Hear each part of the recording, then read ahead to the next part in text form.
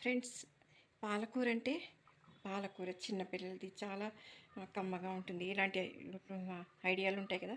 కానీ పాలకూరని స్పైసీగా ఎలా చేయాలో నేను చూపిస్తాను చూడండి నా స్టైల్లో. కావాల్సింది పాలకూర. ఇందులో ఉప్పు, పసుపు, కారం వేసి పెట్టాను. కొంచెం ఉల్లిపాయలు, కొంచెం వెల్లుల్లిపాయలు, కొంచెం చింతపండు పులుసు, కొంచెం ఉడికించిన కందిపప్పు, కొంచెం పోపు, అంతే. మినపప్పు, ఆవాలు, జీలకర్ర, 2 మెంతి గింజలు. ఇప్పుడు ఈ పోపు వేగాక ప్యూర్ వెజ్ అంటే ఈ రోజులో ఎవరు చూస్తారు అన్నారు. తర్వాత అల్లం వెల్లుల్లి లేకుండా, మసాలా లేకుండా ఎవరు చూస్తారు అన్నారు. కానీ మీరందరూ నాకు ఇస్తున్న సపోర్ట్కి చాలా చాలా థ్యాంక్స్ అండి. ఎందుకంటే తినచ్చు, కానీ ఏదైనా కొంచెం మసాలాలు అవి ఇప్పుడు ఇంకా ఆ కాలం వాళ్ళు కూడా ఇంకా ఉన్నారు కదా. అందుకని ఆ కాలం వాళ్ళకి, ఈ కాలం వాళ్ళు ఓల్డ్ అయిపోయారనుకోండి, తర్వాత వాళ్ళకి మసాలాలే కావాలి. కానీ ఇంకా ముందు తరాల వాళ్ళు ఇంకా అడ్జస్ట్ కాని వాళ్ళు చాలామంది ఉన్నారు.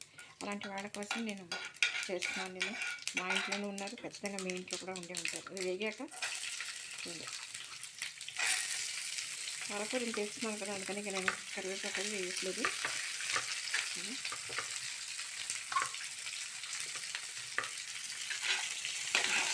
కొంచెం నూనె ఉండి వేగితేనే బాగుంటాయి.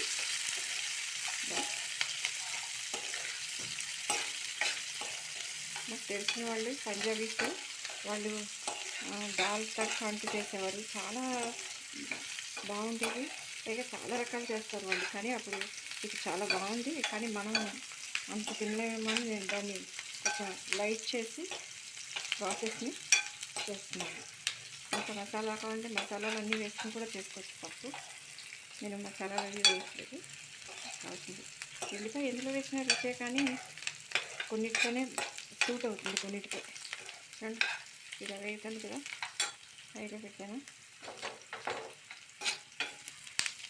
ఇలా నిన్న నా ఫ్రెండ్ ఫోన్ చేసి వాళ్ళ ఇంటికి వాళ్ళ చుట్టాలు వచ్చారు. వాళ్ళేమో వెల్లుల్లి ఏమీ తినట్ట, వాసన పడదు అసలు, వెల్లుల్లి వాసన. తర్వాత అల్లం వెల్లుల్లి కలిపిన వాసన కూడా పడదు, రకరకాలు అనుకోండి పడదుట. అసలు అవి లేకుండా మా ఇంట్లో వాళ్ళు ఎవరు తినరు. అందుకని వీళ్ళ కోసం, వీళ్ళకి వారం రోజులు ఉంటారు, పని మీద వచ్చారు, వీళ్ళ కోసం ఏం చేయాలి నేను అసలు అని చెప్పింది. అంటే చెప్పాను, అన్నీ నా స్టైల్లో చేసేవన్నీ చెప్పాను నేను. వాళ్ళకి చాలా నచ్చి ఏ పూట చేసామంటే ఆ పూట రాసుకుంటున్నట్ట. చూడండి, ఇప్పుడు వేస్తున్నాను పాలకూర. ఇంత మంచి ఆకుకూర చూడండి.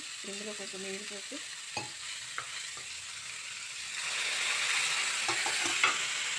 మన ఎవరు ఫోన్ చూస్తుంటే స్టవ్ దగ్గర ఫోన్ పేలింది కదా, అందుకని కొంచెం భయంగానే ఉంది నాకు.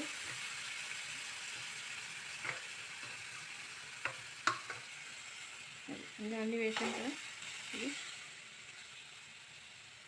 ఇంకా కొంచెం నీళ్ళు కొంచెం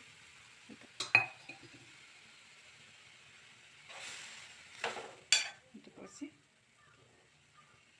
ఇది ఉడుకుతుంది. ఇలా ఉడికిద్దాం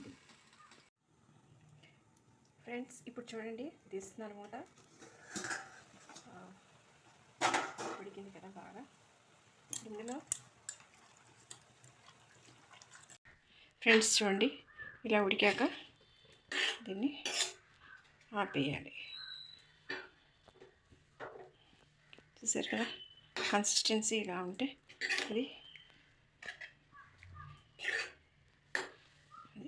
చాలా స్పైసీగా ఉంటుంది, బాగుంటుంది.